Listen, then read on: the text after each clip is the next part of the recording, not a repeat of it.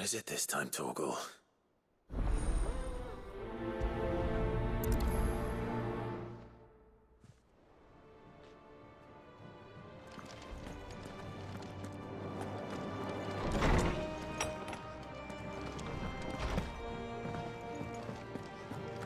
Thirst the skies. Say what you will. Lady Karen is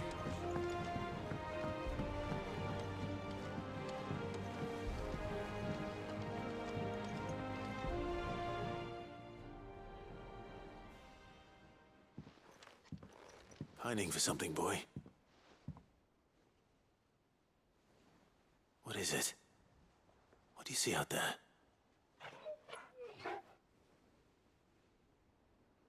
I never did ask where you got that anklet of yours. From Sid, that's why. On the day he brought him home. That long ago? And you're only thinking to ask this now?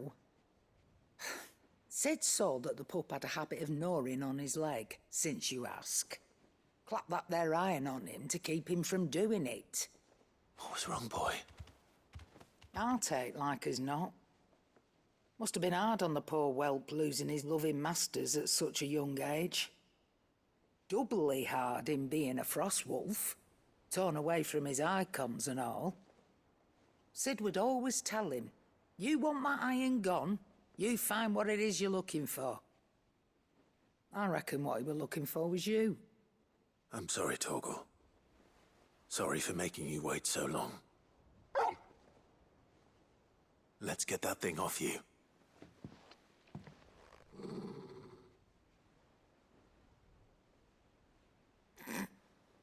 Doesn't sound like he wants it off. Indeed. You miss Sid as much as the rest of us, don't you?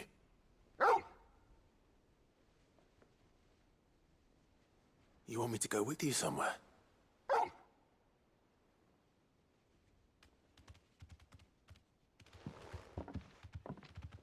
Quick, aren't you? Glad you've been paying attention. Not nearly as much as you have, Lady Karen. Aye, good thing and all. It's not like Gav would have kept him in nuts and rubbed his belly these past 10 summers. Your kindness is appreciated. You've been a good friend to him. Only because he doesn't talk back like the rest of you. Go on now.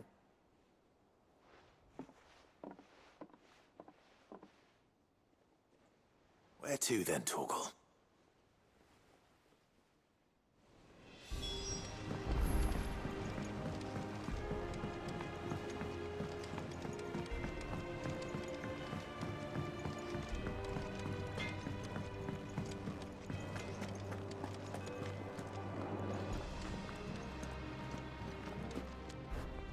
All right, Torgal.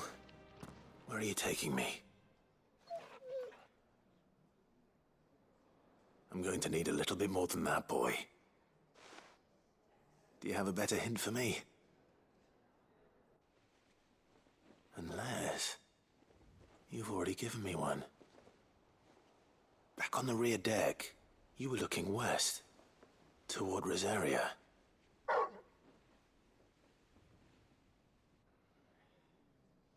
Why don't we try the rookery?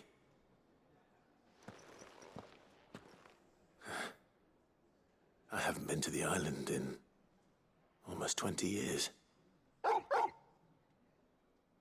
To Port Isolde, then. Fingers crossed the old mooring is still there.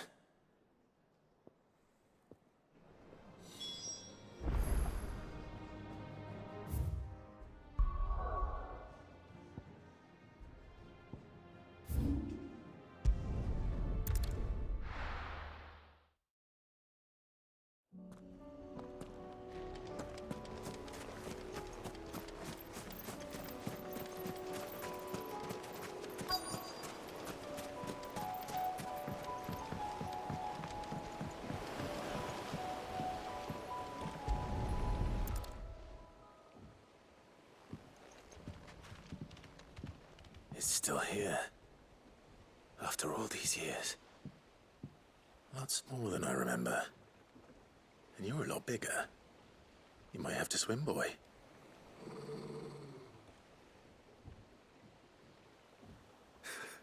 I wasn't being serious.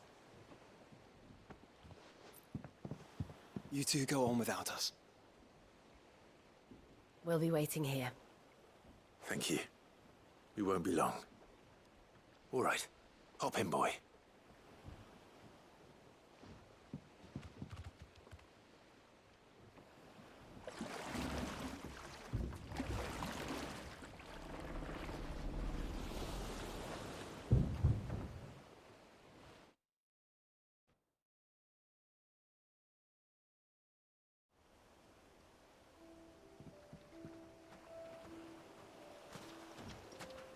This place hasn't changed at all. The rookery's right through those trees. Come on. Race you there? I bet I could still beat you.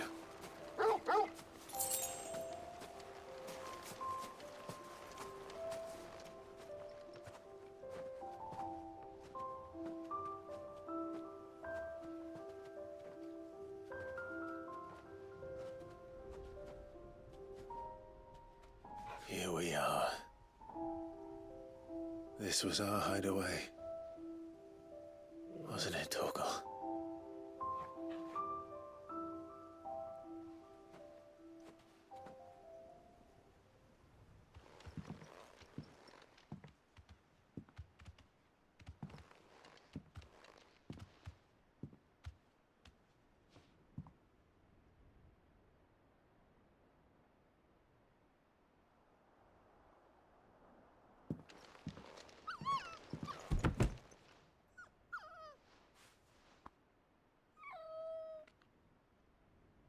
Coming here helped me to forget who I was. Or wasn't. Prince, shield. Son his mother could love. Had I been any one of those things? Perhaps.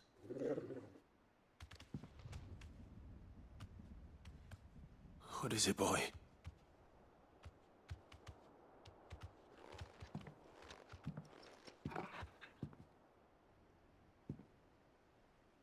This is all from the castle. And Phoenix Gate. Did you bring these here?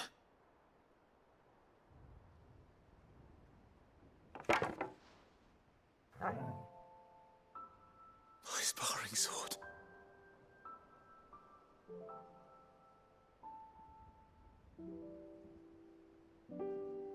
Well, well.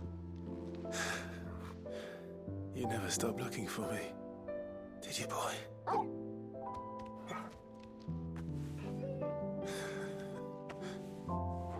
Thank you, Torgal.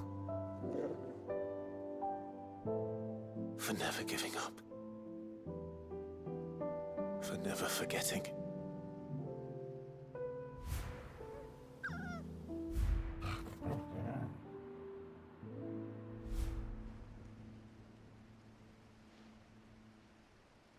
Let's take this with us, shall we? So I don't forget either.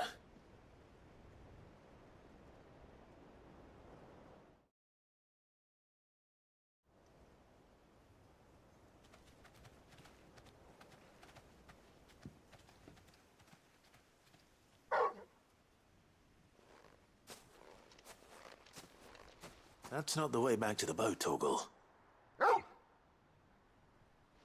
All right. I'm coming.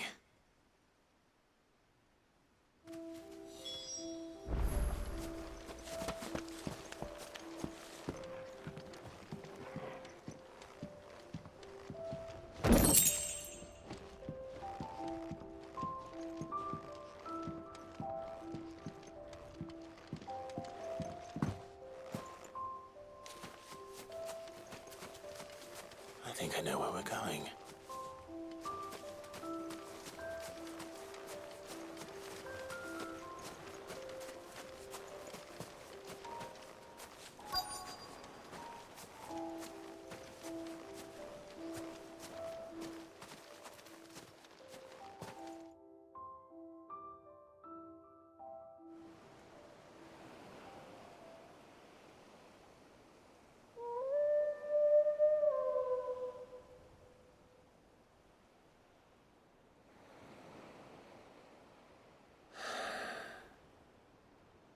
People always talk about the importance of putting the past behind you.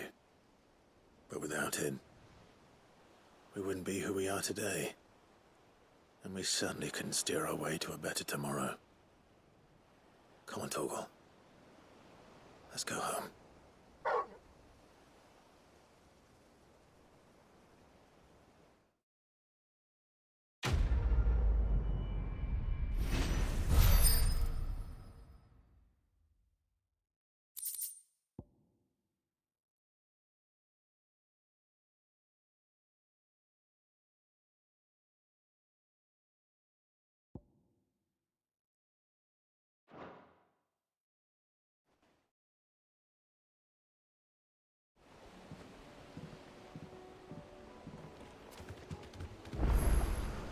Sorry for the wait. We're ready.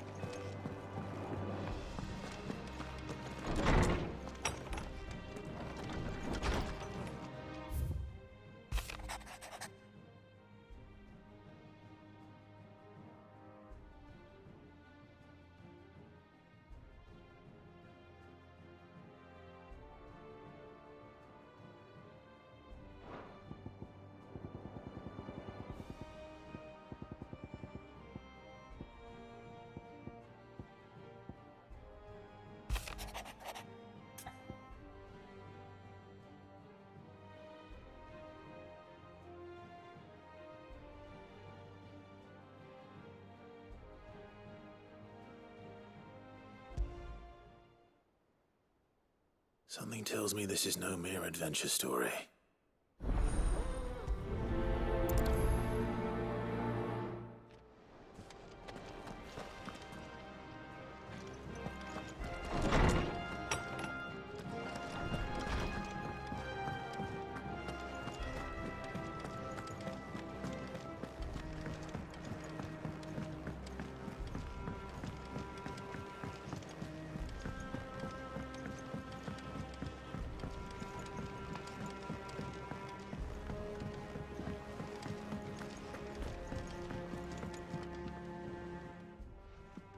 Vivian, I read your note, and I'd be happy to help you find the book you're looking for.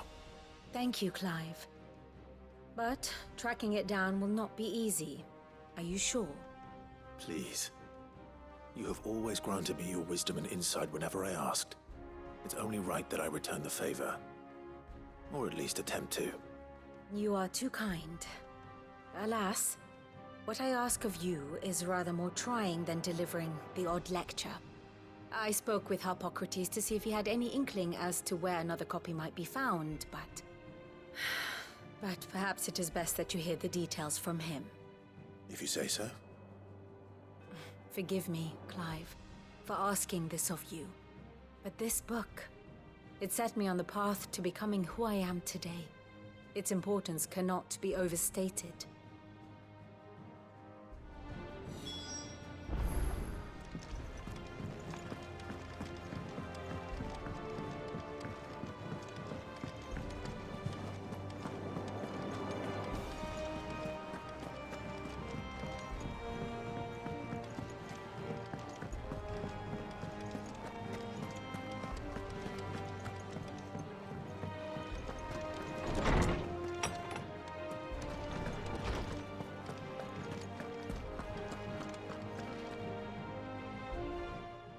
Clive, my boy. What a pleasure it is to see you. Harpocrates. There's something I need to ask you. I've been charged with locating a book called From a Distance. Then you seek a rare gem indeed. One whose name I had not thought to hear from your lips. you've been talking to Vivian. Right as always. But she didn't seem keen to tell me very much. I take it she didn't like what you had to say. And yet I gather it did naught to dissuade her. Clive, if the young professor has tasked you with obtaining a copy, I fear she asks the impossible. The executors would not allow it. The executors? Coveters of Secrets. A clandestine organization committed to the collection and intenebration of forbidden texts and technologies.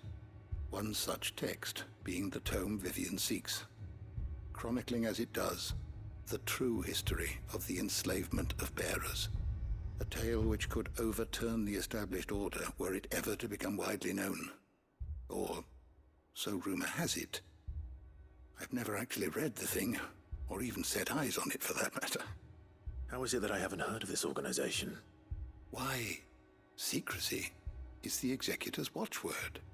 They lurk in the shadows, emerging only to seize that which must be seized, be it books, inventions, or people, before disappearing again, leaving nary a trace. Which would explain why Vivian's copy was snatched from her grasp not long after she found it. By the hand of the Executors, yes. But what drives them? Self-interest or ideology? Fine question.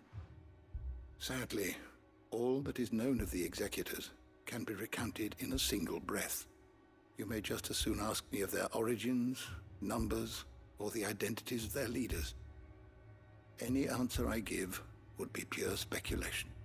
Then my hunt was doomed from the first. What was Vivian expecting? That I'd pluck it from thin air? Not from thin air, no. From ash. Rumors of the Executors are rife among the Scholars of Storm, but rather less so across the Strait. I have a friend. Well, I had a friend in the village of Garnick, a collector of rare tomes, upon which subject we would oft correspond. Alas, I have heard naught from him since the skies fell dark. And no doubt he too has turned. But though he did not mention it by name, it is possible that a surviving copy of From a Distance yet rests upon one of his many shelves, quietly awaiting discovery. If you were, by some chance, able to save even a single book from the poor man's library, I know his soul would rest easier. Very well. When I next find myself in Waloed, I'll be sure to pay Garnick a visit.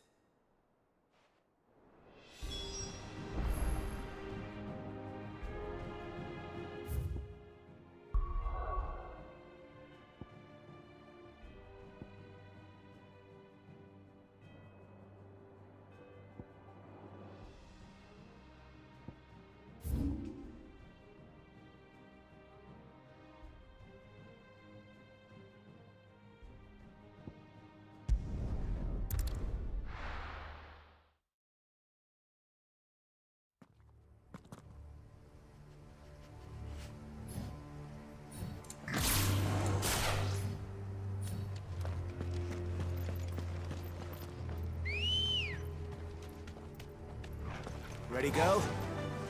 Run like the wind.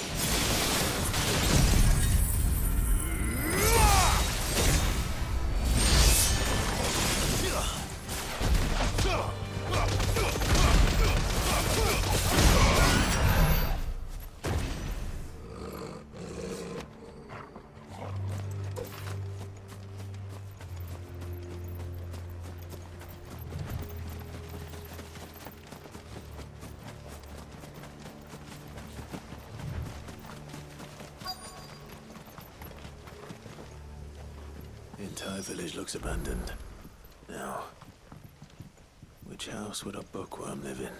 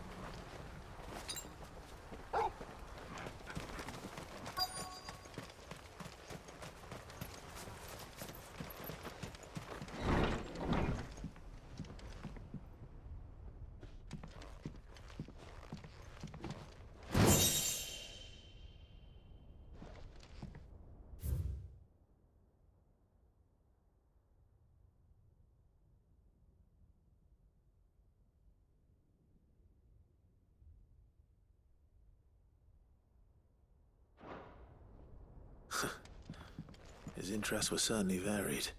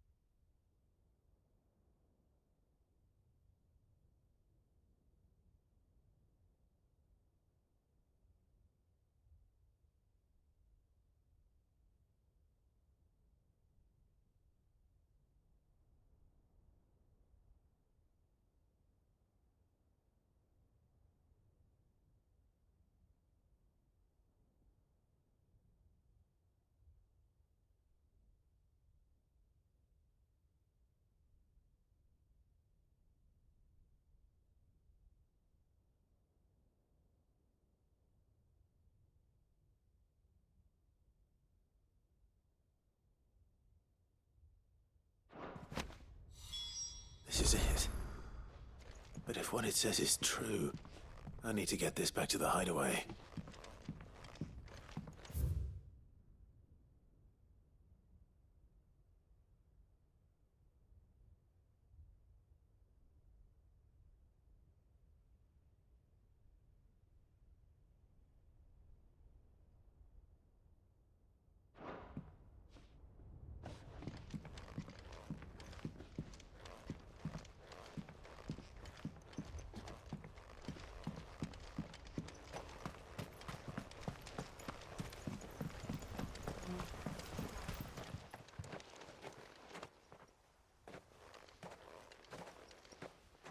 Leaving so soon, stranger? We've been watching you. From a distance, so to speak. Subtle. I know who you are. Then we need not waste time on introductions. Hand me the book. Leave it in our care and return to your life. Your care? Do you mean to burn it, or bury it? That is not my decision to make. But by one means or another, its contents shall be removed from the common record. Then I'll have to politely refuse. I won't let you erase our history. Then we find ourselves at an impasse. Very well. The book can just as easily be pried from your dead hand.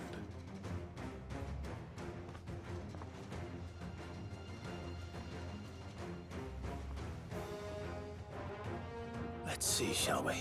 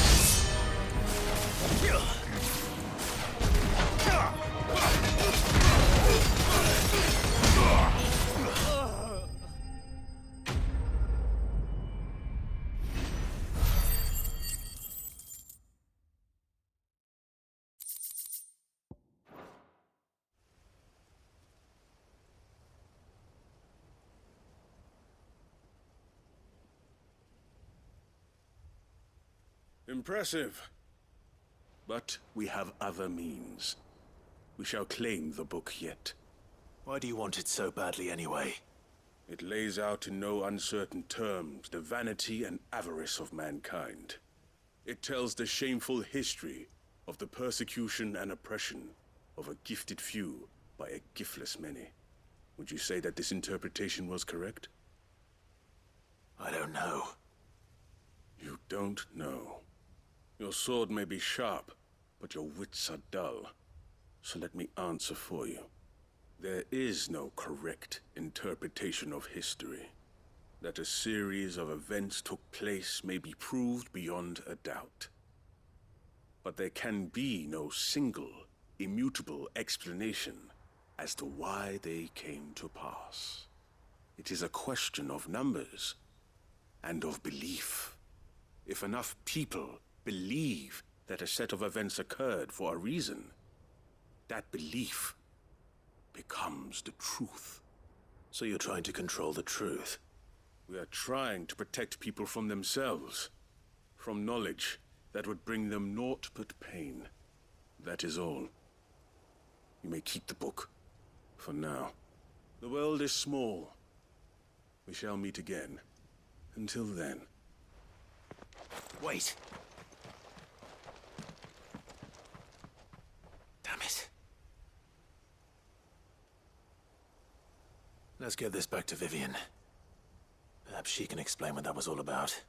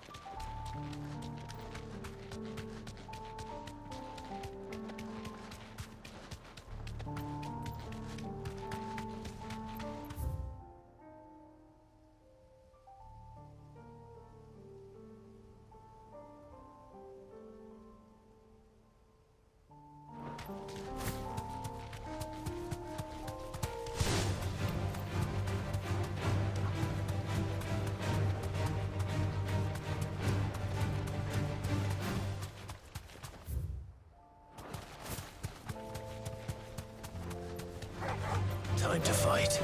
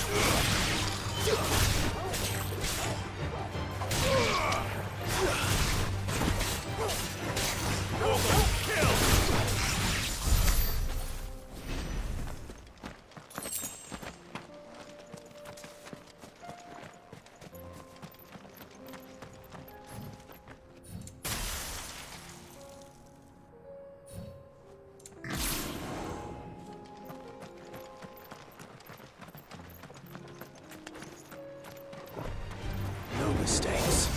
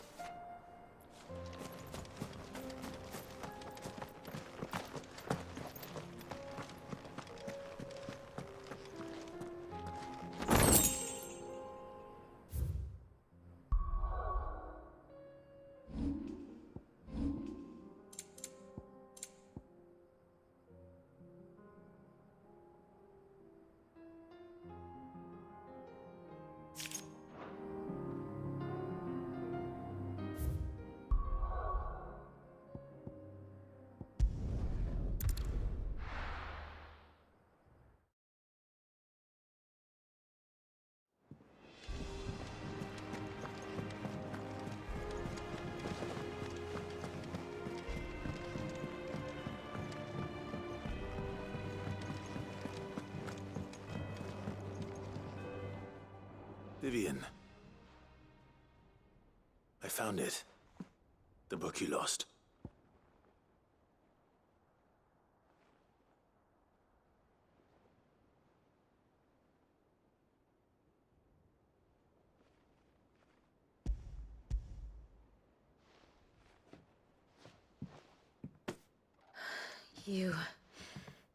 You found it. Thank you, Clive. Even though I asked this of you, I was not entirely sure it would be possible. I feared the executors had seized every copy. I met with one of these executors, and I convinced him to let me keep it. He told me something. That the truth is just a matter of collective belief. And that if enough people believe a lie, that lie becomes the truth. It does. But it also means that the truth is not immutable. That it can be changed. Provided that those who wish to change it can convince enough people that their perspective is the correct one. As the sad history of the Bearers proves. You said that the book inspired you to become a scholar. It did. Or its author, rather. She was a heretic, you see. A firebrand and a dissenter. A gallows stood ready for her in every corner of the realm. And by shunning society, or perhaps being shunned by it, she stumbled upon a truth so potent that an entire realm trembled at the prospect of its utterance. I, too, have always felt somehow set apart from the world of men. A stranger to my own species. She taught me that my solitude was not a curse, but a gift. And that, though my journey to the truth might be a lonely one, what I found at my destination would be more than worth the cost. Do you still feel that way? That you're not one of us? Honestly, I'm not entirely sure anymore. Since coming to the hideaway, I find my thinking somewhat clouded. Perhaps the result of studying mankind from a rather closer perspective than I had intended. But the more I study, the more I find value in this perspective. In looking not from the outside, but from within. So if you'll permit me, I'd like to continue my work here. Remember, Clive, when enough people believe, belief begets truth, Give the men and women of this benighted world the gift of truth. Make them believe in you, as I do. I'll try, Vivian. I'll try.